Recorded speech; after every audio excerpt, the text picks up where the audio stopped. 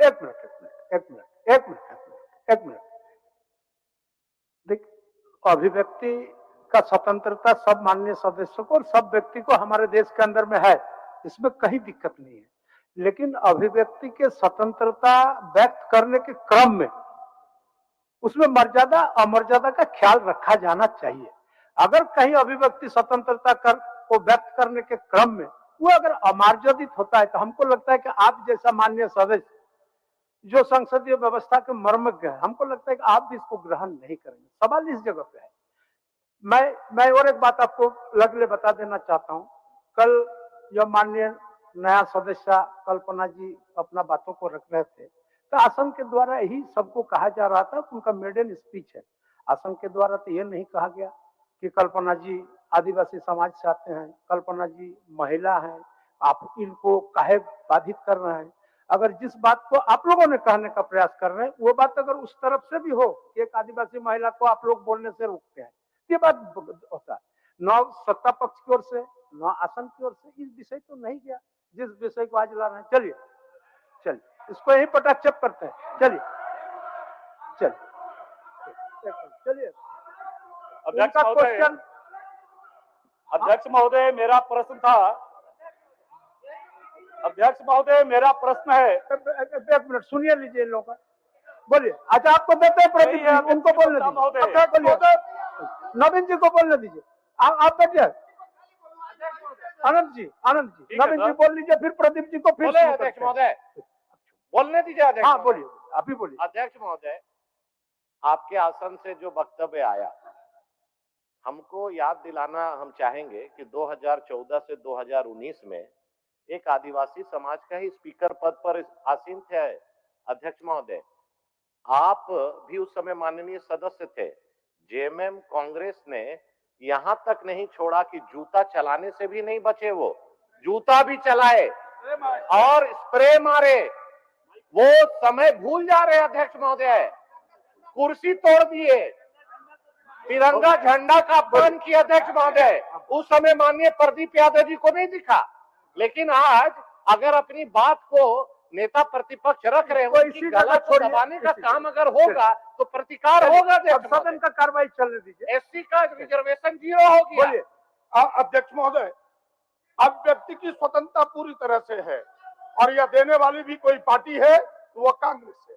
ये अभिव्यक्ति छीनने वाले लोग हैं और ये कह रहे हैं डॉक्टर अंबेडकर को तो विधानसभा बनाने के अध्यक्ष बनाए गए, आज उनको सम्मान ये मिला जिस कारण ये विधानसभा है।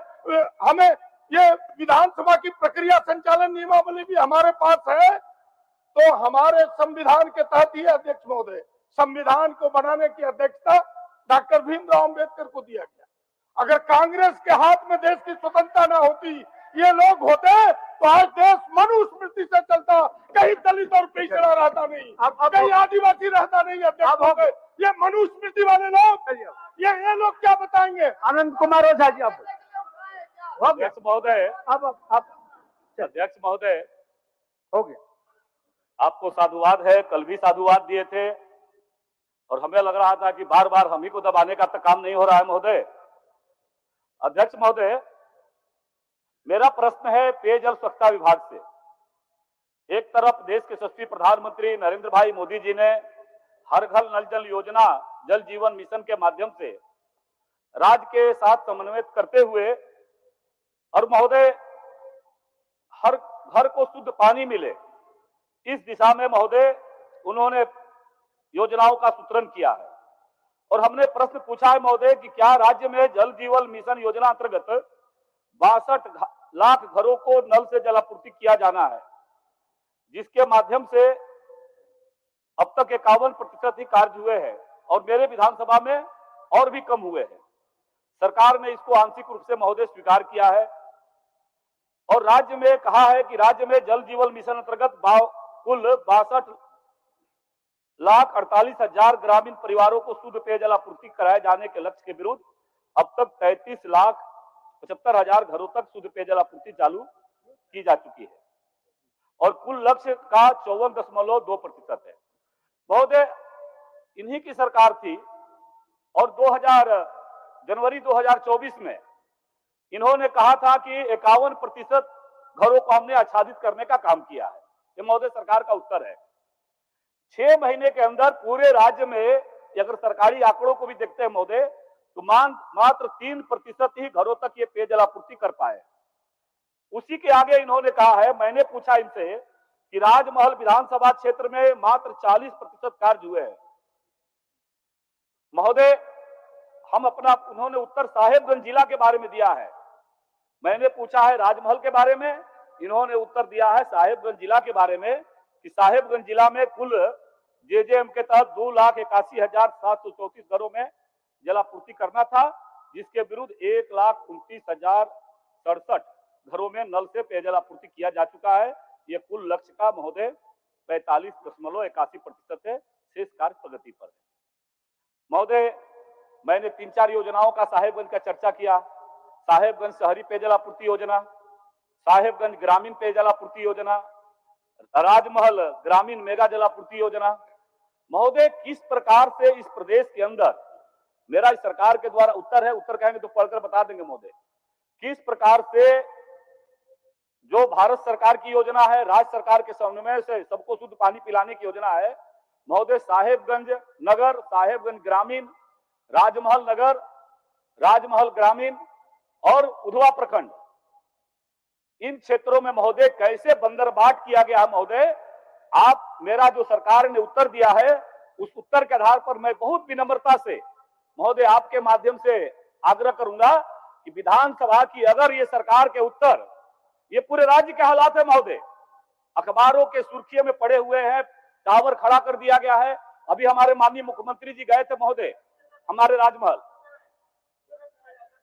पूछ रहे हैं, घबराइए मत। चलिए अभी माननीय मुख्यमंत्री जी गए थे महोदय हमारे यहाँ, मैंने उनसे गुहार लगाई है कि शहरी पेयजल आपूर्ति योजना 2016 से प्रारंभ हुआ महोदय, आज तक एक घर में भी पानी नहीं मिला। साहेबगंज मेगा जलापूर्ति योजना, माननीय मुख्यमंत्री जी उस समय मंत्री थे विभाग के, आज तक एक घर में भी पानी नहीं जा पाया। उसका भी उत्तर महोदय असत्य उत्तर इसमें दिया गया है। उसी प्रकार से मेगा जलापूर्ति योजना साहेबगंज महोदय, जिस पर मेरा सवाल है, क्या माननीय मंत्री जी से आपके माध्यम से पूछना चाहेंगे कि माननीय मंत्री जी ने कहा है साहेबगंज मेगा ग्रामीण जलापूर्ति योजना जो 2012-13 में प्रारंभ हुआ, इस योजना के तहत 13,000 घरों में जलापूर्ति की जा रही है। माननीय मंत्री जी, जो उत्तर आया है आपके साथ, ये उत्तर को सरकार का उत्तर मानने को तैयार है महोदय? ये मेरा पहला पूरक है महोदय। माननीय मंत्री। अध्यक्ष महोदय,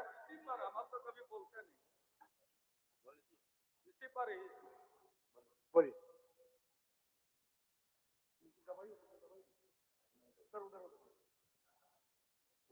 अध्यक्ष महोदय, हमारे जुगसलाई विधानसभा क्षेत्र में पिछले सरकार में गोविंदपुर जलापूर्ति योजना 237 करोड़ का योजना था। अध्यक्ष महोदय, मैं किसी को दोष नहीं देना चाहता हूं, लेकिन सत्य को सामने लाने के लिए मैं खड़ा हूं आपको बोलने के लिए अध्यक्ष महोदय कि 237 करोड़ का योजना गोविंदपुर जलापूर्ति योजना इन लोगों के गवर्नमेंट में, इन लोगों के सरकार में वो योजना धरातल पर लाया गया था अध्यक्ष महोदय, लेकिन उसमें इतना घपला हुआ है अध्यक्ष महोदय, क्योंकि 15 से लेके 18 के बीच में 24,000 कंज्यूमर को पानी देना था, लेकिन वो काम इतना अनियमितता हुआ, इतना लूट हुआ उस काम में अध्यक्ष महोदय, मैं आपके माध्यम से गोविंदपुर जलापूर्ति योजना को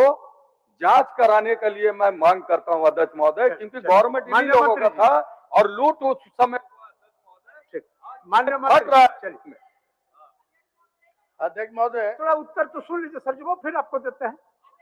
ये आप माननीय सदस्य उत्तर तो सुन लीजिए, उसके बाद आपको देते हैं। पुराने और अनुभवी सदस्य हैं और सारी वस्तु स्थिति से ये विज्ञ हैं, सारा की कुछ जमीनी हालात ये अच्छी तरह से जानते हैं।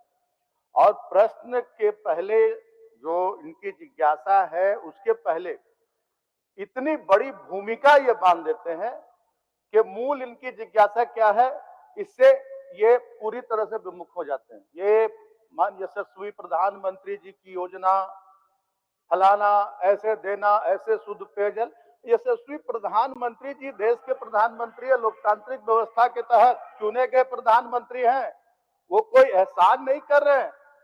ये जो हमारा संघीय ढांचा है उसमें राज्य सरकार और केंद्र सरकार दोनों की भूमिका होती है कि किसी भी क्षेत्र में विकास के लिए जनता को सरकारी सुविधाओं का लाभ दिलाने के लिए। ये जो राग अलापते रहते हैं कि नल जल योजना यशस्वी प्रधानमंत्री जी की योजना है, मोदी जी की योजना है, तो मैं स्पष्ट करना चाहता हूं कि ये योजना पूरी तरह से 40% भी पूरा केंद्र सरकार की तरफ से नहीं, 60% राज्य सरकार इसमें राशि अपनी तरफ से देती है। जो 10% जो जनता को देना है वो भी राज्य सरकार वहन कर रही है और पूरी मॉनिटरिंग राज्य सरकार की होती है, पूरी मशीनरी राज्य सरकार की लगती है, तब योजना धरातल पर उतरती है। इसलिए अपनी पीठ थपथपाने के बजाय ये जो कह रहे थे पूर्व की सरकार और अभी की सरकार की बात, इस सरकार में ऐसा हुआ, इनके समय में क्या स्थिति थी, 4.5% भी घरों तक शुद्ध पेयजल नहीं पहुंच पाया था। इस पर भी इन्हें मंथन करना चाहिए, चिंतन करना चाहिए और सवाल अपने से करना चाहिए। और आज हम 54% से ज्यादा पहुंच गए हैं। इन विपरीत परिस्थितियों में आज आप 2-2.5 साल कोरोना, 2-2.5 साल आप लोगों की मेहरबानी जो रही, किस तरह से आप लोगों ने इस राज्य को अस्थिर करने का काम किया, किस तरह से चुनी हुई सरकार को अपदस्थ करने का काम किया और यहाँ के विकास को रोकने का काम किया। यहाँ के लोगों को सरकारी सुविधाएं उपलब्ध न हो, इसमें साजिश की। यहाँ के लोगों को रोजगार न मिले, वो साजिश के तहत बंद करने का काम किया। बावजूद इसके मैं एक एक जिज्ञासा इनकी पूरी करने को, एक एक जो इनका जो प्रश्न है, इनका विस्तृत रूप से उत्तर इन्हें प्राप्त हो गया है। और ये अभी राजमहल की बात कर रहे थे और कहे कि हम साहेबगंज के बारे नहीं पूछे, और खुद ही राजमहल, आपको बरहेट, साहेबगंज, सबका इनका प्रश्न मिश्रित प्रश्न है। इनका एक किसी एक योजना को लेकर प्रश्न नहीं है अध्यक्ष महोदय, इनका प्रश्न मिश्रित प्रश्न है पूरी तरह से कहें तो। ये आप फिर पूछिएगा, आप तैयार हो लीजिए ना, मैं आपको बता दूं उत्तर में तैयार हो लीजिए, फिर पूछिएगा। 11-12 में जो इस सरकार की बात करते हैं तो उस समय किनकी सरकार थी? चलिए, साहेबगंज शहरी जलापूर्ति योजना का कार्य 2011-12 में शुरू हुआ था और पहले जिस संवेदक को काम दिया गया था उसका काम संतोषप्रद नहीं था होने के कारण उसको रिसाइन किया गया। रिसाइन करके नई एजेंसी को नए एस्टिमेट के तहत काम आवंटित हुआ अध्यक्ष महोदय, और उसमें बहुत सारी फिर से जो अड़चने आती हैं रेलवे के द्वारा, और वहां भारतीय अंतर्देशीय जल मार्ग प्राधिकरण के बंदरगाह वहां प्रस्तावित जो स्थल चिन्हित किया गया था WTP के लिए, तो उसके कारण योजना में देरी हुई। और आज योजना की स्थिति यह है, स्थल परिवर्तित करके WTP का काम भी तेजी से चल रहा है और इस योजना में 88.30% कार्य पूरा कर लिया गया। और दिसंबर माह तक ये योजना, मैं आश्वस्त करना चाहूंगा माननीय सदस्य महोदय को कि दिसंबर माह तक ये योजना पूर्ण कर ली जाएगी। अब बात है साहेबगंज मेगा जलापूर्ति योजना की, तो कामोबेश स्थिति उसमें भी वही है। 2012-13 में योजना प्रारंभ हुआ था और इस योजना के अंतर्गत 3 प्रभाग हैं, साहेबगंज, बरहेट तथा राजमहल। वर्तमान में बरहेट प्रभाग के अंतर्गत 8000 तथा राजमहल प्रभाग अंतर्गत 5000 यानी 13,000 घरों में जलापूर्ति की जा रही है अध्यक्ष महोदय, 13,000 घरों में साहेबगंज मेगा से। इसके साथ साथ साहेबगंज प्रभाग अंतर्गत WTP का निर्माण पूर्व में प्रस्तावित रेलवे की जमीन में कराया जाना था। रेलवे से NOC नहीं मिला, फिर स्थान परिवर्तित किया गया, अभी हमें जगह मिल गया है और भूमि चिन्हित कर लिया गया है और फिर एक पुनरीक्षित प्रकलन के तहत निविदा भी पूरी कर ली गई है। 16/3/24 को निविदा को की प्रशासनिक स्वीकृति मिल चुकी है और ये निविदा अंतिम रूप में है। और अंतिम तिथि निविदा की 2/8/24 है। कार्य आवंटित होने के बाद इसका कार्य प्रारंभ करके शीघ्र कार्य पूरा करा लिया जाएगा अध्यक्ष महोदय। और राजमहल प्रभाग से संबंधित योजना आंशिक चालू अवस्था में है। बरहेट प्रभाग से भी जलापूर्ति की जा रही है अध्यक्ष महोदय। और राजमहल शहरी जलापूर्ति योजना की जो इन्होंने और बात की है वो जुटको के अंतर्गत आता है। जुटको के द्वारा वो कार्य संपादित कराया जा रहा है अध्यक्ष महोदय, इसलिए उसका वो नगर विकास विभाग के अंतर्गत है अध्यक्ष महोदय। और साहेबगंज जिला के में जेजेएम के अंतर्गत 2,81,734 घरों में नल से जलापूर्ति किया जाना है, जिसके विरुद्ध 1,29,067 घरों में नल से पेयजल आपूर्ति किया जा चुका है। यह कुल लक्ष्य का 45.81% है और शेष कार्य काफी तेजी से चल रहा है और वहां भी अशेष कार्य भी तेजी से करके एक एक घर को हम लोग शुद्ध पेयजल उपलब्ध कराने में सफल होंगे अध्यक्ष महोदय। और कुछ नहीं ना पूछना? टोल मटोल उत्तर दिया महोदय। पूछिए अध्यक्ष महोदय, पूछिए। अध्यक्ष महोदय, अध्यक्ष महोदय, अध्यक्ष आप प्रश्न, आपको प्रश्न समाप्त होने के बाद देंगे ना प्रश्न। अध्यक्ष महोदय, बेचारा का उत्तर प्राप्त होने दीजिए फिर आपको देना है। अध्यक्ष महोदय जरा रिकॉर्ड खोल करके देख लीजिए। मैंने कहा कि माननीय मुख्यमंत्री जी अभी गए थे हमारे यहाँ, उनके सामने भी मैंने गुहार लगाया और जब माननीय मुख्यमंत्री जी मंत्री थे, शायद माननीय मंत्री जी का मन में क्या चल रहा है मैं नहीं बता सकता, लेकिन जब मैंने कहा कि जब माननीय मुख्यमंत्री जी मंत्री के रूप में उन्होंने ही शिलान्यास किया था, शायद ये भूल गए उस समय सोचने का, या हो सकता है कि इनको मोदी फोबिया का शिकार हो गए, इसलिए जो भी चीज कहना है अच्छी बातें भी उनको खराब लग रही है। महोदय मेरा प्रश्न है पूरा, मैंने पूछा कि साहेबगंज ग्रामीण जलापूर्ति योजना के तहत साहेबगंज ग्रामीण क्षेत्र के लोगों को 13,000 घरों को जलापूर्ति की जा रही है। महोदय क्या ये उत्तर जो आया है उससे इस सदन के माध्यम से मंत्री जी संतुष्ट है कि साहेबगंज ग्रामीण प्रखंड को 13,000 परिवारों को कनेक्शन दिया गया है? मेरा पहला पूरक यही था महोदय, इस पर जरा पूछ लीजिए माननीय मंत्री जी अगर ये उत्तर। मान्य सदस्य, आपको अगर मंत्री के उत्तर में कहीं शंका है, उन्होंने 13,000 घर में पेयजल आपूर्ति करने का बात कर रहे हैं, आपको अगर लग रहा है कि कहीं कम बेसी तो बोलिए, फिर मंत्री जी जवाब देंगे आपको। महोदय साहेब, अच्छा आप थोड़ा आपको सहयोग कर रहे हैं सीपी बाबू सहयोग बोल लेते उसके बाद सहयोग करा दीजिएगा महोदय। पहला तो शंका है महोदय, इस सदन के माध्यम से मैं माननीय मंत्री जी को चुनौती देता हूं कि जा करके साहेबगंज सदर प्रखंड के लोगों का जीवन जा करके देखिए। आज वहां आर्सेनिक और फ्लोराइड पानी पीने से डिहारी गांव में महोदय, डिहारी गांव में 100 से ज्यादा लोग असमय काल कल्पित हो गए महोदय। हर अधिकारी, हर वो तंत्र है जिसके पास हमने गुहार लगाया महोदय। और महोदय सदन के अंदर माननीय मंत्री जी अगर ये उत्तर पढ़ रहे हैं तो ये पूरी तरह से सत्य है, इस बात की मैं चुनौती देता हूं महोदय। चलिए पूरी तरह चुनौती देता हूं महोदय। हो गया, उनको गुमराह कर रहे हैं अधिकारी। अच्छा वो जवाब दे रहे हैं ना, चलिए आप क्या सहयोग कर रहे हैं उनको? इसी में पूरक में पूछ लेते हैं माननीय अध्यक्ष महोदय। सीपी बाबू पहले उनको बोलने दे दीजिए। माननीय महिला सदस्य हैं, आप शुरू से ही अकबक कर रहे हैं। इनके बाद हाँ, उसके बाद आपको देंगे, बोलिए लीजिए। हमको लगता है कि बहुत महत्वपूर्ण बात बोलेंगे, लगी। चलिए अध्यक्ष महोदय अभी प्रश्न आया था इसीलिए इसी सब्जेक्ट ठीक पे है, जरूरी बोलिए। है हमको लग रहा है कि आप महत्वपूर्ण जल जीवन मिशन का मुख्य उद्देश्य हर घर को जल शुद्ध पेयजल उपलब्ध कराना है महोदय। ठीक है, तो हम माननीय मंत्री जी से बताना चाहेंगे महोदय, हमारे कोडरमा विधानसभा के प्रखंड डोमचांच के निमाड़ी गांव अब आपको हम रोकते हैं, उसी को आपको रोकते हैं। अब हम महोदय आपको रोकते हैं इस जगह में, इसलिए रोकते हैं कि माननीय सदस्य अनंत कुमार ओझा जी बड़ी मुश्किल से अपने क्षेत्र का सवाल को लाए हैं माननीय मंत्री जी से जानने के लिए। आप फिर आप उनको लेकर के साहेबगंज से लेकर के कोडरमा ले जाइएगा तो दिक्कत है। पहले उनका जवाब सुनने महोदय। महोदय उसी में हम केवल एक कल से हम हाथ उठा रहे हैं महोदय, प्लीज ये बहुत जरूरी है महोदय। उसमें डोमचांच आपको क्वेश्चन के रूप में लाना चाहिए था महोदय। डोमचांच प्रखंड का निमाड़ी गांव है महोदय, वहाँ भी इसी शुद्ध पेयजल के लिए जल मीनार बन रहा था महोदय। वो पहली बारिश में धराशायी होकर गिर गया। अच्छा है कि उस दिन हाट नहीं लगा था महोदय, वरना कितनी बड़ी दुर्घटना घटती।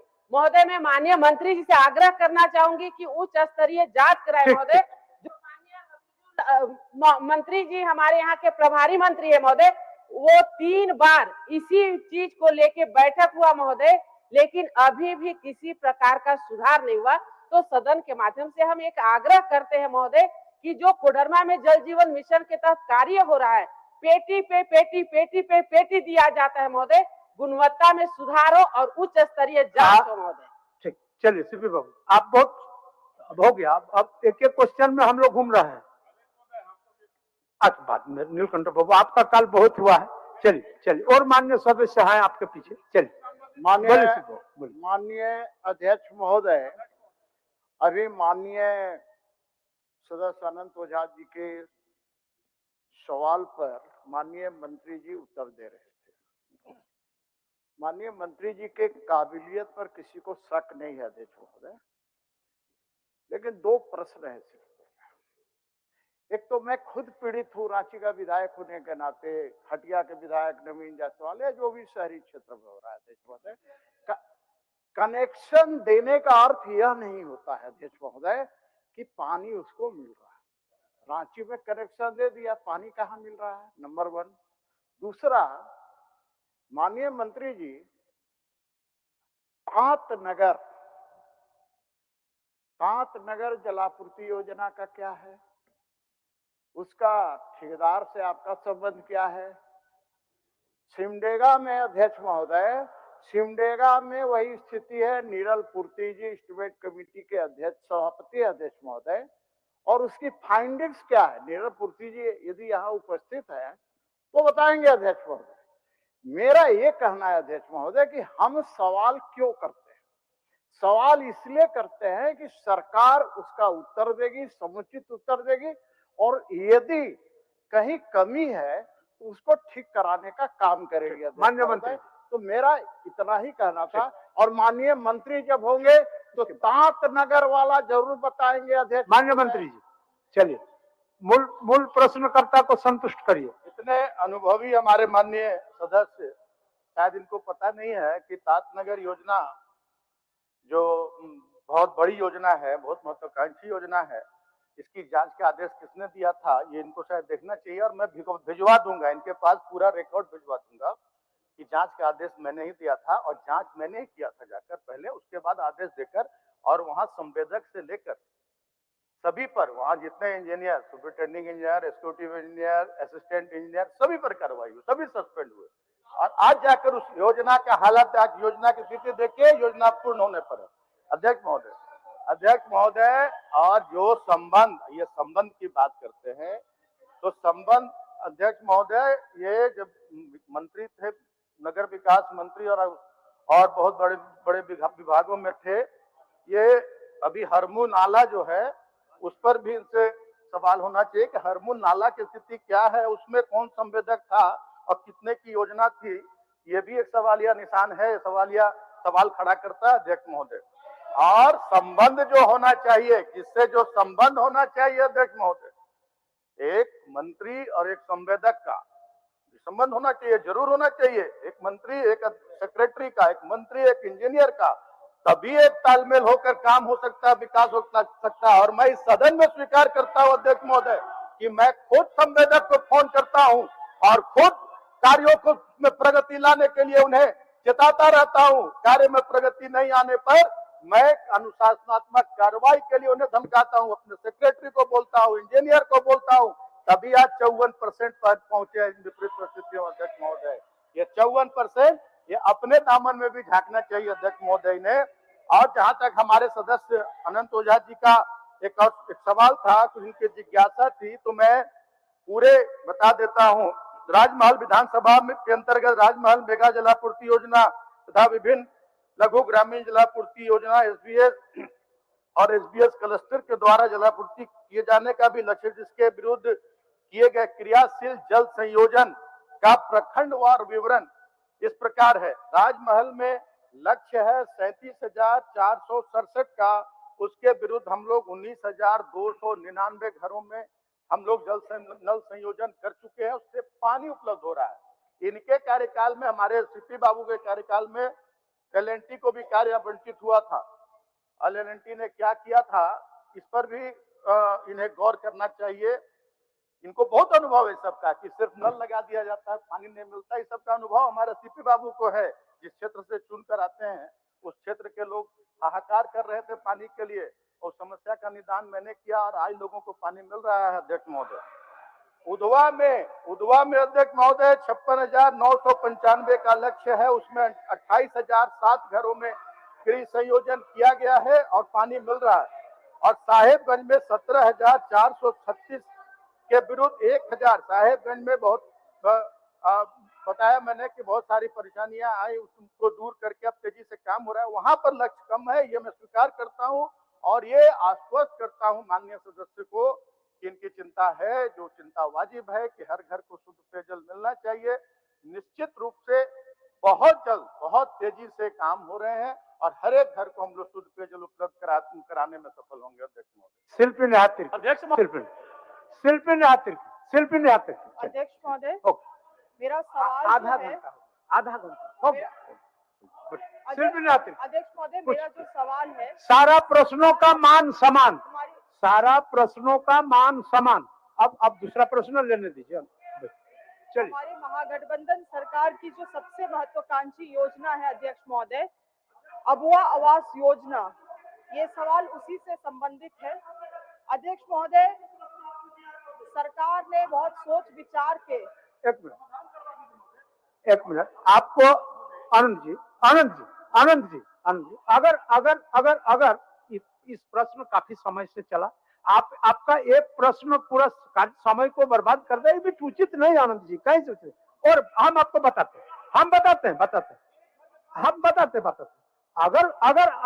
अगर आपको इस प्रश्न के उत्तर से आपको कहीं कुछ हो, सुनिए, एक मिनट आप सुन तो लीजिए। अगर कोई दिक्कत है तो आप माननीय मंत्री जी के चैम्बर में चले जाएं और माननीय मंत्री जी के चैम्बर में जाकर और बचा खुचा जो भी आपका शंका है नहीं आपका शंका है उसको दूर कर लीजिए, चलो शिल्पी। अध्यक्ष महोदय, सरकार की जो सबसे महत्वाकांक्षी योजना है अबुआ आवास, आप उनके चैम्बर में चले जाइए। मेरा सवाल उसी से संबंधित है अध्यक्ष महोदय। केंद्र सरकार की जो नाकामियां रहा इंदिरा आवास, जो प्रधानमंत्री आवास को इन्होंने बंद किया अध्यक्ष महोदय, उसकी भरपाई करने के लिए 5,000 करोड़ का एलोकेशन करते हुए राज्य सरकार ने अपने तरफ से अबुआ आवास देने का काम किया है। किंतु अध्यक्ष महोदय, इसका क्रियान्वयन सही तरीके से नहीं होने के कारण पिछले टारगेट में बहुत सारी अनियमितता और आप देखिए, फिर आप लोग उत्तेजित कर रहा है, आपको हम बता रहा है सरकार का उत्तर। माननीय बिरिंची जी, आज हम मुख्यमंत्री बोल रहे हैं, चलिए। सरकार का उत्तर होता है, आप माने या न माने अलग विषय है। बैठ चलिए, बोलिए। आज आप बोल रहे हैं माननीय मुख्यमंत्री जी, चलिए। माननीय विधायक अनंत ओझा जी हमारे जिले के ही हमारे साथी हैं और ये बात सही है, मैं कुछ दिन पहले वहां गया था और जलापूर्ति योजना को भी मैंने देखा और ये भी बात सही है कि 2013-14 में उसकी आधारशिला भी रखी गई थी। ठीक है, मैंने ही रखा था, वो मैं बोल ही रहा हूँ। हाँ, वो भी समझ रहे हैं, अध्यक्ष महोदय। जलापूर्ति योजना एक दिन चला, उसके बाद बंद हुआ, उसके बाद चला कि नहीं चला, फिर वहां पर कई विषय आए क्योंकि गंगा नदी से पानी भी उठाना था और चूंकि गंगा नदी कोई सामान्य नदी नहीं है अध्यक्ष महोदय, उससे पानी लेने का बहुत लंबी प्रक्रिया है, भारत सरकार से लेकर के और सारी चीजें हैं। फिर उसके बाद वहां पर हमारे देश के सबसे बड़े व्यापारी अदानी जी का भी पोर्ट आया, जिसके वजह से भी काफी डाइवर्जन करना पड़ा। पोर्ट भी डाइवर्ट हो सकता था अध्यक्ष महोदय, बल्कि हमारी योजना ही डाइवर्ट हो। तो कई अड़चने आई हैं और मैंने उस समय मंच में भी यह बात कही है। इस विषय को मैं संज्ञान लेता हूं और चूंकि ये हमारे दोनों के एक कॉमन समस्या है और इसको मैं पर्सनली देखूंगा और इसको जल्द से जल्द पूरा करने का हम लोग मिलजुल कर काम करेंगे। अब हो गया आनंद जी, इसके बाद अब कुछ बात नहीं है। ठीक, धन्यवाद। चलिए चलिए शिल्पी जी अब दूसरे का होने दीजिए। अध्यक्ष अब महोदय, दूसरे का होने शिल्पी जी। अध्यक्ष महोदय, मैं दोबारा से अपने सवाल का अच्छा ठीक है हो गया। चलिए शिल्पी। अध्यक्ष महोदय, इन लोगों को समझना चाहिए, इतने स्वार्थी हो गए पहले- अध्यक्ष महोदय, अपने एक सवाल में 45 मिनट लगाएंगे, बाकी माननीयों का सवाल का। एक मिनट शिल्पी जी, फिर आप में आएंगे, आपका सवाल का हम लेंगे, आपका नाम तो कर देंगे। चलिए लीजिए, सुनिए बोल रहे मैं हैं। बोलता हूं ना, बोलिए। अध्यक्ष महोदय, बहुत सारी चिंताएं हमारे विपक्षों को है और इनको लगता है कि इनके जो चेयर है उसमें कांटा आ गया है नीचे से। अध्यक्ष महोदय इसे बैठ नहीं पाते हैं। चिंता से लेकिन चतुराई घट जाता है। तब खड़े हो जाते हैं अध्यक्ष महोदय। चिंता से चतुराई घट जाता है। और मुझे लगता है जब से मैं जेल से बाहर आया उसमें से कुछ ज्यादा ही इनको कांटा चुभ रहा है अध्यक्ष महोदय। खैर, मैं आपको आश्वस्त करता हूं, मैं सारे आंकड़े बताऊंगा। हमारी बारी आएगी, मैं आपसे आग्रह करूंगा कि आप हमारी बातों को सुनेंगे और बिल्कुल एकदम आपको संतुष्ट करके, मतलब भरपूर संतुष्ट करके हम आपको सदन से विदा करेंगे। आप अस्वस्थ रहें, हमारी बात आएगी, हम बात बोलेंगे। और आप लोगों का धरना प्रदर्शन भी हमने देखा और आप लोग के जो मंशा है उसको भी हम लोगों ने समझ लिया है और आपके सभी सवालों को हम लोग एक एक करके नोट कर रहे हैं और एकदम बिंदुवार जवाब भी देंगे। नौकरी से लेकर के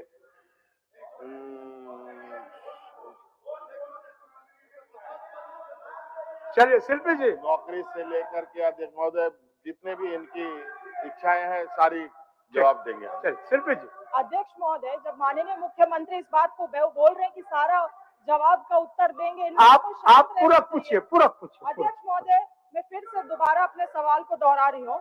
शुरुआत में कह रही हूँ अध्यक्ष महोदय कि अबुआ आवास योजना जो सरकार की सबसे महत्वाकांक्षी योजना रही है अध्यक्ष महोदय, में कई सारी अनियमितता हो रही है क्योंकि सही तरीके से इम्प्लीमेंट नहीं हो पाया है। आज सरकार का मुझे जवाब मिला है कि एक समिति का गठन किया गया था 2023-11 में, जो पत्रांक संख्या दिया गया अध्यक्ष महोदय, उसके तहत एक पंचायत स्तरीय सत्यापन दल गठन किया गया है अध्यक्ष महोदय। मगर इन समिति सत्यापन दल चलने नहीं दीजिएगा माननीय सदस्य, चलने नहीं दीजिएगा। जनता का सवाल, माननीय सदस्यों का सवाल का ऐसा ही हाथ करिएगा। नहीं, देखिए माननीय सदस्य, जनता का सवाल है और आप ही माननीय सदस्यों के द्वारा लाया गया है। देखिए आनंद ओझा जी कितना संतुष्ट होकर के गए, ऐसे शिल्पी नेहा तिर्की जी का भी है। अब आप सवाल को चलने नहीं दीजिएगा, व्यवधान उत्पन्न करिएगा, ये अच्छा परिपाटी में नहीं शुमार होगा। और मैं समझता हूँ किसी का कुछ क्षति नहीं होगा, सबका क्षति होगा। इसलिए मेरा आग्रह है, आसन से आग्रह है, माननीय सदस्य आप लोग अपना आसन पर जाएं, उनको पूछने दीजिए। अबुआ आवास का बहुत ही महत्वपूर्ण सवाल किया है और जवाब भी सरकार से लेना है। भानु जी चलिए। पूरक में मेरा यही सवाल है जो सरकार के उत्तर खंडिका 2 में दिया गया है कि पंचायत स्तरीय सत्यापन दल का गठन किया गया है। अध्यक्ष महोदय, इस पंचायत स्तरीय सत्यापन दल में एक भी मेंबर एक्टिव नहीं है अध्यक्ष महोदय। 1 मैन आर्मी चलाया जा रहा है पंचायत में, एक सदस्य, एक चुना हुआ जनप्रतिनिधि केवल सूची लेके जाता है अध्यक्ष महोदय और उसके तहत आवास अलॉट कर दिया जा रहा है। मैं सरकार से केवल ये दरखास्त करना चाहती हूँ अध्यक्ष महोदय कि 2 डायरेक्शन, क्योंकि नया योजना था, कुछ कमी बेसी हुआ है इसमें मानती हूँ, मगर 2 इम्पोर्टेंट डायरेक्शन सरकार जारी करे अपने तरफ से विभाग। एक तो है अध्यक्ष महोदय की प्रॉपर एग्जीक्यूशन के लिए जो ये सत्यापन, थोड़ा जवाब ले लेते हैं, अध्यक्ष महोदय मैं समय उतना व्यर्थ नहीं करना चाहती हूँ, हाउस का भी पॉइंट में आ जाती हूँ। अध्यक्ष महोदय, जो प्रॉपर एग्जीक्यूशन होना चाहिए इस पंचायत स्तरीय सत्यापन दल का, और जितने भी मेंबर्स है अध्यक्ष महोदय, इन सभी मेंबर को पंचायत स्तरीय चुने हुए जनप्रतिनिधियों को उसमें एक्टिव करना चाहिए। और दूसरा है अध्यक्ष महोदय कि जो डिस्ट्रिक्ट लेवल कमिटी का गठन किया गया है अध्यक्ष महोदय, जिसको मॉनिटरिंग बॉडी के तहत बनाया गया, उस कमिटी को भी तुरंत एक्टिवेट किया जाए क्वेश्चन तो ले और फील्ड में जाके ये लोग मॉनिटरिंग करें अध्यक्ष महोदय। आज रांची जिला में मात्र 20% योजना कार्यान्वयन हुआ है और अध्यक्ष महोदय 5,000 करोड़ रुपया सरकार ने एलोकेट किया है। शायद ये पहली बार और आखिरी बार होगा कि राज्य सरकार इतने बड़े मात्रा में आवास दे रही है अध्यक्ष महोदय। सही तरीके से क्रियान्वयन हो, इसके लिए 2 डायरेक्शन विभाग अपने तरफ से निर्देशित करे। ठीक, माननीय मंत्री जी, देखिए इरफान साहब उत्तर दे रहा है, आप लोग समर्थन नहीं करिएगा तो हमारा चलिए सर आप उत्तर दीजिए। Sir really sir I appreciate अपनी बहन को मैं धन्यवाद देता हूं कि बहुत ही अच्छा प्रश्न उन्होंने किया महोदय। अबुआ आवास जो हमारे डायनामिक मुख्यमंत्री आदरणीय हेमंत सोरेन जी का जो सपना था महोदय कि हम जब देश के प्रधानमंत्री ने महोदय झारखंड के साथ सौतेला व्यवहार किया, झारखंड के लोगों के लिए, आदिवासियों के लिए, मूलवासियों के लिए जब उनका पीएम आवास बंद कर दिया महोदय, तब मुख्यमंत्री जी ने सबको बुलाकर एक विशेष कमेटी बुलाकर महोदय अबुआ आवास सोच के लिए महोदय आगे बढ़े और मुख्यमंत्री ने कहा कि नहीं, हम अगर देश के प्रधानमंत्री अगर हमारा पीएम आवास बंद कर देंगे तो ऐसे में हम लोगों को क्या कर सकते हैं। तो मुख्यमंत्री जी ने कहा कि नहीं, हम अबुआ आवास हम देंगे। तो महोदय लोगों को लगा कि नहीं, अबुआ आवास क्या है, नहीं है, ये भाजपा के लोग पहले हल्ला कर रहे थे क्या होगा नहीं होगा। जब महोदय ये जमीन पर ये जब आवास आया, हम लोग जब इसका प्रचार प्रसार किए तो लोगों में उत्साह बढ़ा कि क्या है अबुआ आवास, इतना अच्छा अबुआ आवास, क्या कॉन्सेप्ट है महोदय। तो इसमें महोदय मैं तो कहूंगा कि जो हमारी जो सदस्य है, हमारी जो विधायिका है, इनका जो सुझाव उन्होंने दिया महोदय, इस पर हम अच्छा सुझाव है, संशोधन इसको करना है। और मैं आश्वस्त करता हूँ नेहा जी को कि एक कमेटी हम लोग बना रहे हैं जल्द, उसमें महोदय डीसी के साथ साथ, ताकि निगरानी के लिए डीसी के साथ साथ विधायक भी उस कमेटी में होगा महोदय, सभी विधायक भी होंगे, भाजपा के विधायक भी होंगे, डीसी के साथ बैठक करेंगे। अगर इनको लगता है कि अबुआ आवास में कहीं गड़बड़ी है तो आप लोग बैठ के उसको चयन करें महोदय। मैं धन्यवाद देता हूँ। चलिए, हो गया शिल्पी जी, चलिए। अध्यक्ष महोदय बहुत बहुत धन्यवाद इतना निर्णायक फैसले के लिए, यहाँ से अपने डिसीजन के लिए बहुत बहुत धन्यवाद। अब मैं शून्यकाल की सूचना लेता हूँ। कार्य स्थगन, इसके पहले कार्य स्थगन आनंद जी डॉक्टर लंबोदर महतो सब ईश्वर ने सरकार से JSLPS एवं HGMBLF के MOU विस्तार करने के विषय पर कार्य स्थगन की सूचना दी है। श्री अनंत कुमार ओझा सब ईश्वर ने राज्य के युवाओं को विभिन्न सरकारी विभागों में स्वीकृत पदों के विरुद्ध नौकरी देने एवं पूर्व से विभिन्न संवर्गों में कार्यरत कर्मियों के स्थायी समायोजन के विषय पर कार्य स्थगन की सूचना दी है।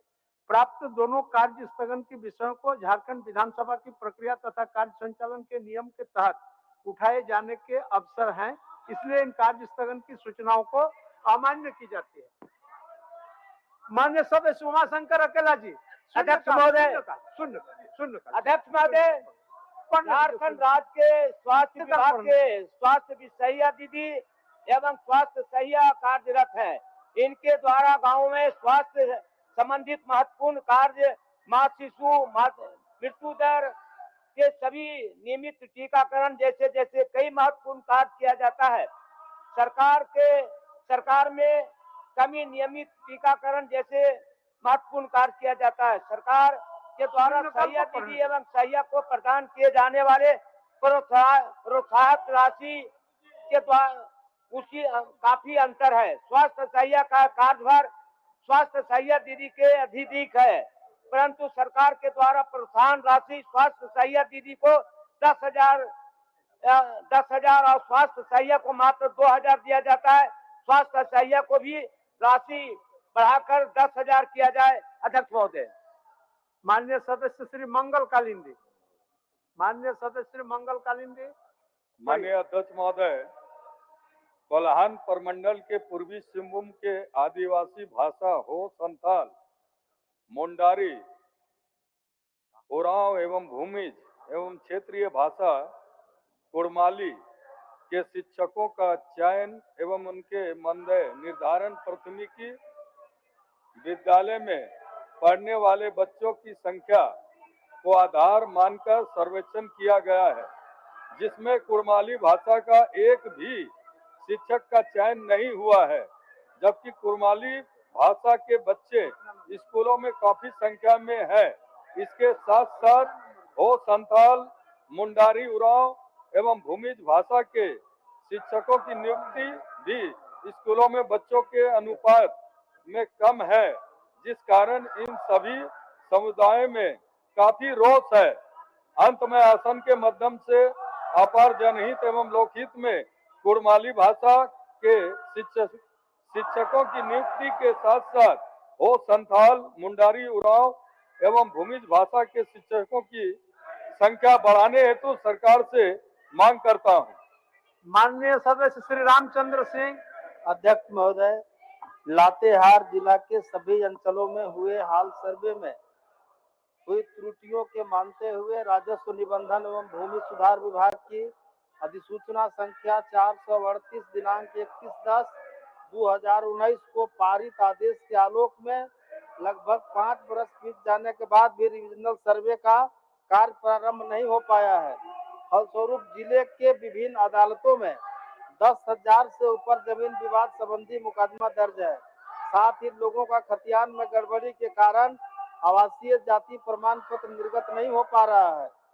अतः आम जनता को जमीन संबंधी हो रही परेशानियों के मद्देनजर रीजनल सर्वे का कार्य जल्द से जल्द शुरू करने, साथ ही रीजनल सर्वे का कार्य पूर्ण होने तक नया खतियान पर रोक लगाते हुए वर्ष 2015-16 तक लागू पुराना खतियान एवं पंजी 2 को आधार मानते हुए लगान रसीद निर्गत करने की मांग शून्यकाल के माध्यम से सरकार से करता हूं। माननीय सदस्य श्री भूषण बाड़ा जी। अध्यक्ष महोदय, राज्य में खड़िया भाषा बोलने वालों की संख्या लाखों में है, पर आज तक खड़िया भाषा को 8वीं अनुसूची में शामिल नहीं करने से आज खड़िया भाषा विलुप्त के कगार पर है। जबकि राज्य में सिमडेगा जिला के अलावा गुमला, खूंटी, रांची सहित कई जिलों में लाखों की तादाद में खड़िया भाषा बोलने वाले लोग निवास करते हैं।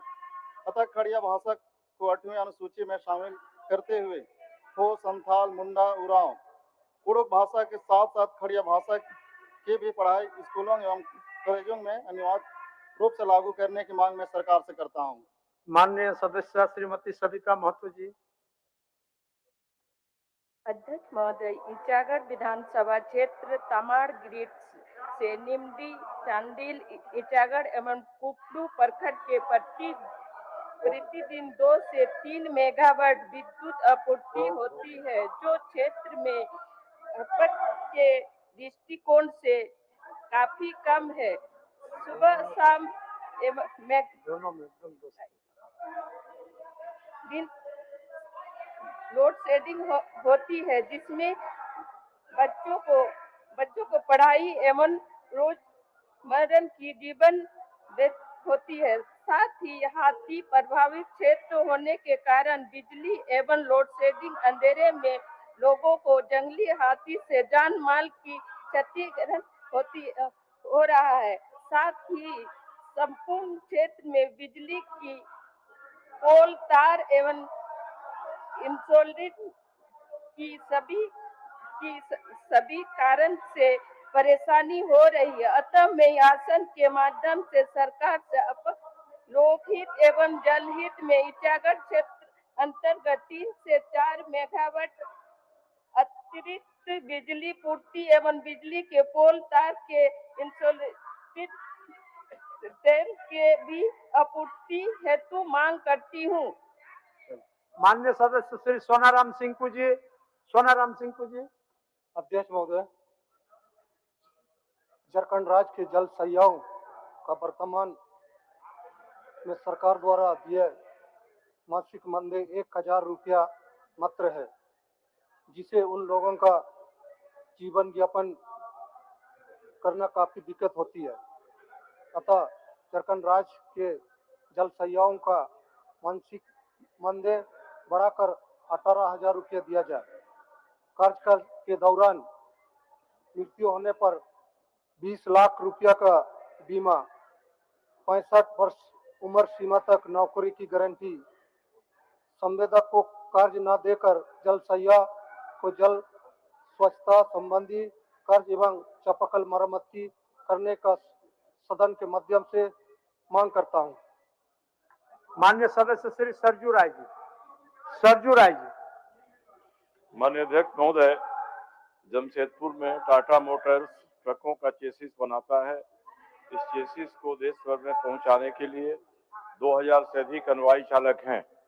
वहां के मोटर व्हीकल इंस्पेक्टर ने श्रम विभाग को लिखा है कि अति कुशल मजदूर श्रेणी के हैं, परंतु इन्हें केवल 370 रुपया प्रतिदिन की मजदूरी मिलती है। अति कुशल मजदूरों की मजदूरी 728 रुपया प्रतिदिन है। मैं कन्वाय चालकों को 728 रुपया प्रतिदिन की मजदूरी 24 घंटा के लिए देने और इनका जीवन बीमा कराने का निर्देश टाटा मोटर्स को देने की मांग सरकार से करता हूं। माननीय सदस्य राजेश कच्छप जी। अध्यक्ष महोदय, राज्य की सुदूर ग्रामीण इलाकों में झारखंड की पारंपरिक व्यवस्था के तहत ग्राम सुरक्षा एवं शांति व्यवस्था, सामाजिक संरचना बनाए रखने के लिए चौकीदार, दफादार, घटवार, दिगवार की अहम भूमिका रहती है महोदय। परंतु माननीय उच्च न्यायालय में सरकार के द्वारा सही पक्ष नहीं रखने के कारण लगभग 500 की संख्या में चौकीदार, दफादार सेवा विमुक्त कर दिए गए हैं एवं इनके स्थान पर नियुक्ति हेतु सरकार द्वारा विज्ञापन निकाली गई है, जो पूर्व में कार्यरत चौकीदार, दफादार के साथ यह घोर अन्याय है महोदय।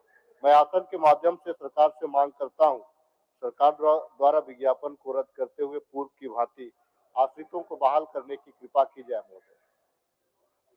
माननीय सदस्य श्री भूषण तिर्की जी।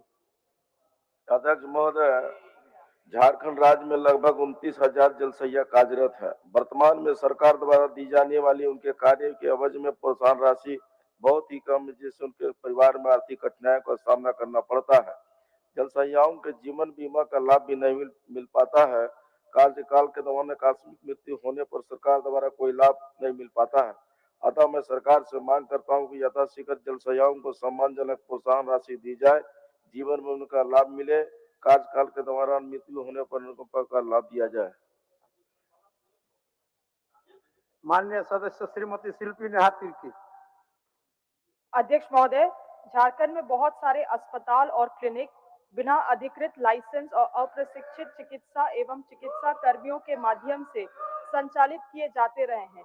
वैसे अस्पतालों एवं क्लिनिकों द्वारा एक और आम लोगों की जीवन पर संकट है, वहीं दूसरी ओर सीधे साधे लोगों का आर्थिक दोहन जारी है। अतः वैसे अस्पतालों एवं क्लिनिकों की पहचान कर उनके खिलाफ सख्त कदम उठाने एवं प्रतिबंधित करने की मांग मैं सदन से करती हूँ।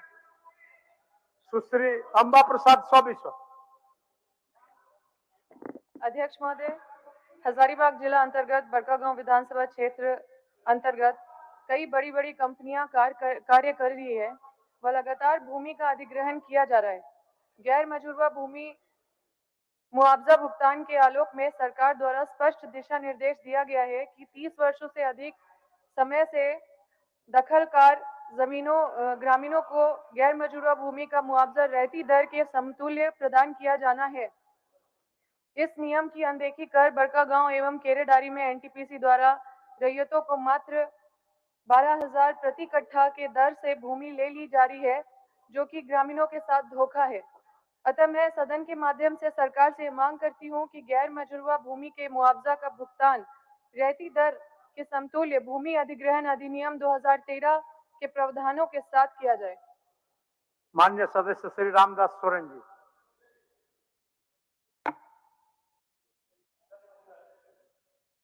पूर्वी सिंहभूम जिला मुसावनी प्रखंड स्थित जियाडा के आदितपुर प्रक्षेत्र अंतर्गत मोजा, रोआम, मुर्गागुट्टू एवं तुतुलडंगा में औद्योगिक इकाइयों की स्थापना के लिए भूखंड आवंटित किया गया है।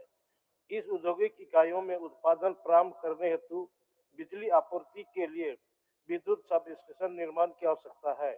अतः मैं सरकार से औद्योगिक विकास के लिए उक्त ग्राम में एक विद्युत सब स्टेशन स्थापित करने हेतु शीघ्र निर्माण कार्य प्रारंभ करने की मांग करता हूँ। माननीय सदस्य डॉक्टर लंबोदर महतो जी। डॉक्टर लंबोदर महतो जी। माननीय अध्यक्ष महोदय, झारखंड राज्य में 6 जनवरी 2023 को हुई झारखंड सरकार की मंत्रिपरिषद की बैठक में जोरी, चतरा, कोतवाली, पूर्वी सिंहभूम, चनगड्डा, रामगढ़, मैथन, चिरकुंडा, पुटकी, राजगंज, धनबाद, पिठोरिया, तमाड़पूर्वी, सोनाहातू, पूर्वी एवं जोन्हा रांची जिला, सिन्नी, सरायकेला, खरसावा, रामगढ़, पलामू, टोकलो, पश्चिम सिंहभूम, पिंडराजोरा, अमलाबाद, मारापरी, बरमसिया, कराचातर, मोहाटाट, चतुरचट्टी एवं ऊपरघाट, बोकारो, बीरबांकी, खूंटी एवं मुरपा, लातेहार को प्रखंड बनाने का निर्णय लिया गया है, किंतु 11 वर्षों के बीत जाने के बावजूद भी सरकार के उक्त निर्णय को अब तक लागू नहीं किया गया। अतः मैं सदन के माध्यम से सरकार से उक्त निर्णय के आलोक में उपर्युक्त स्थानों में प्रखंड सृजन करने की मांग करता हूं। धन्यवाद। माननीय सदस्य श्री मथुरा प्रसाद महतो जी। अध्यक्ष महोदय, आपके माध्यम से सरकार का ध्यान आकृष्ट करना चाहता हूं कि झारखंड राज्य में मछुआरा भाइयों के लिए राज्य सरकार द्वारा वेद व्यास आवास आवंटन किया जाता है, जो कि पिछले 1-2 वर्षों से पूरे राज्य के साथ साथ धनबाद जिला में आवंटित आवासों की संख्या कई गुना कम कर दी गई है, जिसके कारण निर्धन मछुआरा भाई वेद व्यास आवास से वंचित रह जाते हैं तथा आवास के अभाव में उन्हें जीवन यापन करने में काफी कठिनाइयों का सामना करना पड़ रहा है। अतः मैं आपके माध्यम से सरकार से मांग करता हूं कि वेद व्यास आवास की संख्या पूर्व की भांति बढ़ाई जाए, ताकि निर्धन मछुआरा भाइयों का आवश्यकता के अनुरूप वेद व्यास आवास आवंटन हो सके। महोदय, माननीय सदस्य श्री समीर कुमार मोहंती जी। अध्यक्ष महोदय, पूर्वी सिंहभूम जिला में प्राय देखा जाता है कि आंगनबाड़ी केंद्र में समय पोषाहार की राशि उपलब्ध नहीं कराया जाता है। इस वर्ष भी जनवरी माह से अभी तक का भुगतान बाकी है, जिसमें अल्प मानदेय के कार्यरत आंगनबाड़ी के सेविका सहायिका को काफी कठिनाई का सामना करना पड़ता है। तो आसन के माध्यम से सरकार से मेरी मांग है कि आंगनबाड़ी केंद्र को अविलंब बकाया राशि भुगतान कर दिया जाए तथा भविष्य में समय भुगतान करने का सुनिश्चित किया जाए। माननीय सदस्य श्री दशरथ गगराई जी। अध्यक्ष महोदय, जेएसएलपीएस की पलास परियोजना में कार्यरत महिला किसान सशक्तिकरण परियोजना एमकेएसपी कर्मियों को विगत अप्रैल माह से वेतन का भुगतान नहीं किया गया है। इसके अलावा इन कर्मियों को ग्रामीण विकास विभाग भारत सरकार के निर्देशानुसार राष्ट्रीय ग्रामीण मिशन NRLM अब आप लोगों का ध्यान आकर्षण आ रहा है, ध्यान आकर्षण सबका है, आपका भी है। मैं सदन के माध्यम से सरकार से ये मांग रखता हूं कि महिला किसान सशक्तिकरण परियोजना कर्मियों के मामले में त्वरित कार्रवाई की जाए। धन्यवाद। श्रीमती सुनीता चौधरी सब।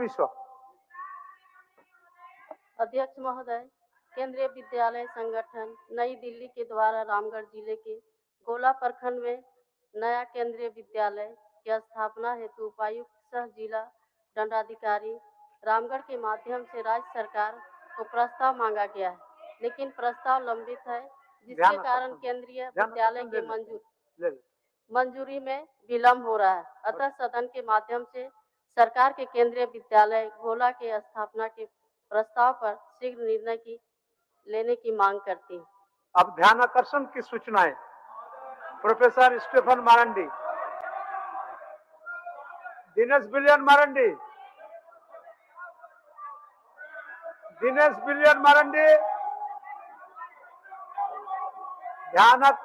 भानुजी ध्यान आकर्षण है। आज हम लोग 1 घंटा ले लेंगे ध्यान, आज ले लेंगे ध्यान आकर्षण। दिनेश बिलियन मारंडी, श्री रामचंद्र चंद्रवंशी, श्री प्रदीप यादव। उत्तर मिल गया आपको? उत्तर आपने तो कहा था कि 2 बजे से लेंगे, अभी उत्तर मिला। अभी से कंटिन्यू रहेगा। अभी उत्तर मिला है मुझे। पूछ लीजिए। पूछ लेता हूँ। अध्यक्ष महोदय, मेरा जो यह ध्यान आकर्षण है, जो राज्य की परिस्थिति है उसको ध्यान में रख करके सदन के सामने लाया। हमने, ये तो सच है कि करना सरकार को है, हम सबका दायित्व है कि कोई विषय सरकार के नजरों से ओझल ना हो जाए, उसके सरकार के ध्यान में लाए। अध्यक्ष महोदय, पूरे राज्य में जो सुखाड़ की स्थिति है, 18 लाख हेक्टेयर भूमि में से जिन पर धन रोपनी होनी है, मात्र 1.8 लाख हेक्टेयर भूमि पर अब तक धन रोपनी हो पाई है, यानी 10% भूमि पर ही धन रोपनी हो पाई है। वर्षा की जो स्थिति है वो भी किसी से छिपा हुआ नहीं है। अध्यक्ष महोदय, मैं सरकार को उस ओर ध्यान लाया हूँ, और ये पहली बार नहीं है, लगातार कई वर्षों से यह दंश झारखंड को झेलना पड़ रहा है। हमने दो प्रश्न लाए। एक तो सरकार हमें यह बताए कि आज की परिस्थिति में हम क्या बेहतर कर सकते हैं, तत्कालीन उपाय, और फिर इसके अस्थायी निदान की ओर भी सरकार का हमने ध्यान आकृष्ट किया है कि 25 वर्षों में मात्र अब तक हम 20% खेतों को ही सिंचाई दे पाए हैं, सिंचित भूमि बना पाए। 80% ऐसे हैं जो सिंचित भूमि नहीं बन पाए। तो हमने कहा कि भाई दोनों, अगर अस्थायी समाधान चाहते हैं इसके, तो आपको 100% सिंचित भूमि करना होगा, उसके एक रोड मैप तैयार करना होगा। 25 वर्ष हो गए झारखंड के बने हुए, एक रोड मैप तैयार नहीं हुआ, एक जल आयोग नहीं बना झारखंड में। ये तमाम चीजें हमने सरकार के ध्यान में लाया है, और मैं सरकार से इतना ही चाहूंगा कि एक तो तत्कालिक उपाय हो ही, सुखाड़ की परिस्थिति तो बनी गई है, और सरकार ने जो उत्तर में मेरे सामने लाया है कि भाई हम अगस्त के अंतिम सप्ताह में यह निर्णय ले पाएंगे कि भाई सुखाड़ का आकलन कर पाएंगे। अभी हम जो है प्री असेसमेंट कर रहे हैं। हमें ऐसा लगता है कि सुखाड़ की स्थिति है, उसके लिए मोटे अनाज, ये तमाम चीजों की हम व्यवस्था कर रहे हैं। हमें लगता है कि यह सफिशिएंट नहीं। आज 10% भी धान की रोपनी हुई। अध्यक्ष महोदय, तो किसानों ने पटवन करके अपने पेट्रोल डीजल खर्चे पर धन रोपनी किया है। बड़ी मुश्किल में है किसान, बड़ी हालात खराब है। इस ओर सरकार का ध्यान आकृष्ट किया है। हमें लगता है कि सरकार इन सारे विषयों को ध्यान में रख करके समुचित उपाय करे और अस्थायी समाधान के दिशा में भी सरकार बढ़े, ये मेरा सरकार से आग्रह है। माननीय मंत्री।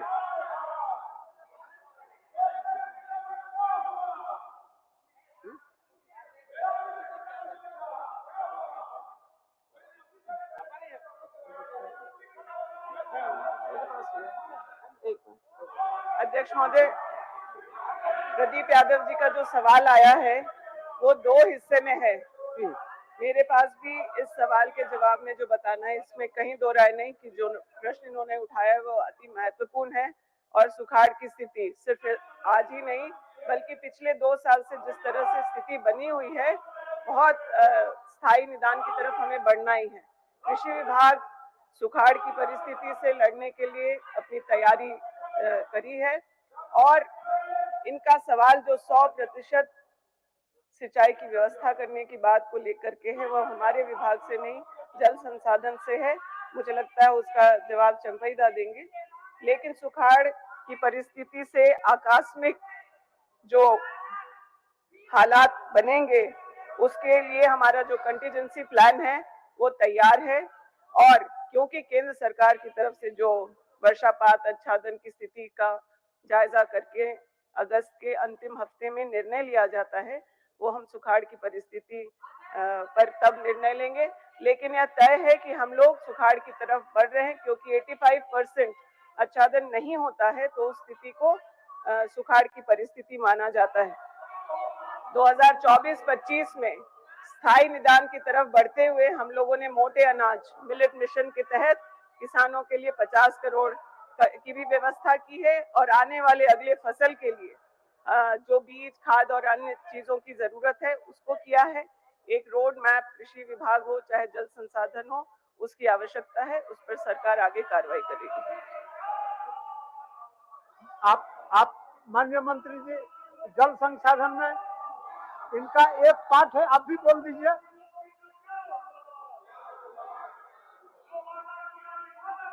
महोदय,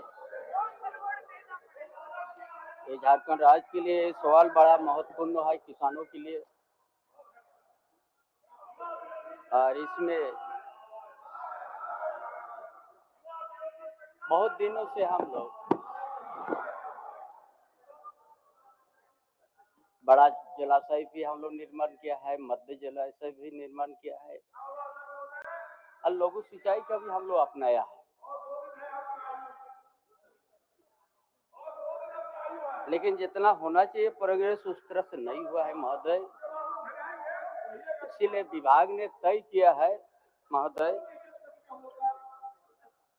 कि जल संसाधन आयोग का गठन हो और वो जल संसाधन आयोग गठन होने के बाद जो बड़ा बड़ा जलाशय हो, मध्यम सिंचाई का हो या लघु सिंचाई हो या मेगा लिस्ट हो, उसका सारा चीज आकलन करके एक रोड मैप बनाएंगे कि रोड मैप बना के कि किसानों को हर बड़ा जलाशय से किस तरह से वो लोग को पानी खेती तक पहुंचाना है, ये जरूर है महोदय। इसीलिए ये आयोग को जल संसाधन आयोग को गठन करके ये रोड मैप तैयार जरूरी है, क्योंकि 30 साल 40 साल से बड़ा बड़ा बृहद जलाशय भी निर्माण किया गया, लेकिन हम लोग किसान तक हम लोग पानी देने में सफल नहीं है। इसीलिए बड़ा योजनाबद्ध तरीका से रोड मैप तैयार करके और काम को शुरू किया जाए तो ये आने वाला दिन हम लोग जिस तरह से 3 साल से हम लोग सुखाड़ से जो प्रभावित हो रहा है किसान इस प्रदेश, उससे हम लोग निजात पा सकेंगे। लेकिन उसको बड़ा तरीका से रोड मैप तैयार करना होगा।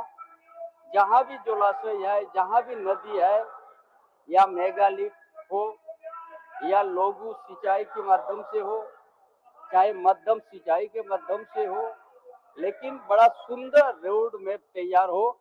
इसीलिए जल संसाधन आयोग गठन करने का प्रस्ताव है, उसको जल्दी हम लोग करके ये त्वरित कार्रवाई हम लोग करने का प्रयास करेंगे। चलिए, माननीय सदस्य धन्यवाद दे दीजिए, आपका बातों को मान लिया गया। नहीं, बातों को तो मान ही लिएगा, मान लिया गया। सरकार को करना ही है, सरकार की इच्छा है ही। लेकिन अगर आप देखें अध्यक्ष महोदय, केवल एक दो बातें कह करके प्रश्न को यही विराम देना चाहता हूँ। मंत्री महोदय और फिर माननीय मंत्री चंपाई जी ने दोनों ने उत्तर सकारात्मक दिया है। मेरा है कि अगर आप प्रश्न को देखें, उसकी अहमियत देखें, तो ये केवल प्रश्न नहीं है, ये आज के राज्य की परिस्थिति को दर्शाता है कि भाई इस परिस्थिति से हम कैसे उभरे। अध्यक्ष महोदय, कृषि विभाग ने तो केवल ये रूटीन वर्क दिखाया, ये रूटीन वर्क से तो हमारा निदान नहीं है। हम केवल कृषि विभाग से ये चाहेंगे कि भाई इस परिस्थिति में आपकी विशेष योजना क्या है कि जिस परिस्थिति से हम निकल पाए। ये रूटीन तो होता है कि हम डीप बोरिंग करा रहे हैं, तालाब हो रहा है, हम मोटे अनाज कहीं दे रहे हैं। आपकी ठोस उपाय क्या है जिससे लोगों को राहत का एहसास हो, पहला सवाल ये। और जैसा आपने कहा कि भाई भारत सरकार अगस्त में कराती है, आपने देखा होगा पिछले 2 सुखाड़ की हालात अगस्त में आई कि नहीं, हम रिपोर्ट देंगे, तब तक फिर कहीं चुनाव की घोषणा हो गई। क्या इस अलार्मिंग स्थिति की सूचना राज्य सरकार ने भारत सरकार को दी है कि ये परिस्थितियां मेरे सामने है? क्या ये राज्य सरकार ने इस अलार्मिंग की सूचना दी है भारत सरकार को? पहला मेरा जानना ये है। दूसरा, अभी चंपईदा ने जो बताया कि भाई सच में जितना प्रोग्रेस होना चाहिए था सिंचाई विभाग का, हम कर नहीं पाए। सच को उन्होंने कहने का प्रयास किया और सच में 25 वर्षों में जल आयोग नहीं बना। इन्होंने कहा कि सरकार के पास प्रस्ताव है। ये प्रस्ताव आज से नहीं है, इस प्रस्ताव के बारे में मैं 6ठी बार चर्चा करने के लिए खड़ा हुआ हूँ। अध्यक्ष महोदय, मेरे प्रश्न में मैं 6ठी बार हुआ हूँ और सरकार बार बार किसी की रही हो, यही कहती रही है कि नहीं मेरे पास प्रस्ताव है। प्रस्ताव नहीं, सरकार बताए। जल आयोग गठन करने में कुछ नहीं है, जल्दी गठन करे कि भाई हम 15 दिनों के अंदर जल आयोग का गठन करेंगे। फिर जल आयोग का गठन करके हम सर्वे कराएंगे पूरे राज्य में। फिर एक देंगे कि भाई आज तक हम एक नई सिंचाई योजना कर नहीं पाया अध्यक्ष महोदय, पुराने तालाबों को ही केवल जीर्णोद्धार कर रहे हैं, पुरानी योजनाओं को ही हम पूरा करने में लगे हैं। तो एक सर्वेक्षण करा करके 100% हम 5 सालों में, 10 सालों में, 20 सालों में एक ठोस रोड मैप, ताकि किसान भगवान के भरोसे ना रहे। ये दोनों उत्तर मुझे चाहिए, बस इतना ही। चलिए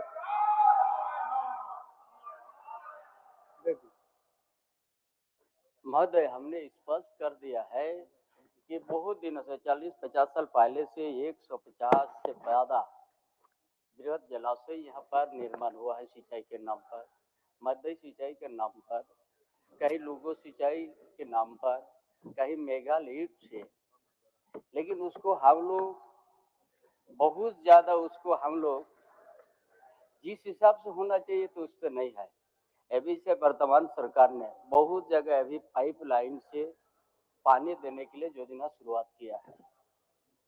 पलामू हो, चाहे संथल परगना तरफ हो, चाहे कोलान तरफ में हो, पाइपलाइन से जहाँ जहाँ पानी का स्टॉक है, जलाशय है, उस जगह से पानी का माध्यम से पाइपलाइन से जमीन अधिग्रहण का बात नहीं आता है। 2.5 फीट नीचे से पाइप चल जाएगा, हर जगह वॉल रहेगा, हर खेत में अपना जरूरत के मग अपना वॉल को खोल देगा। इस योजना को अपनाया गया है और हम समझते बहुत जल्दी कुछ जगह में उस उद्घाटन होने जा रहा है।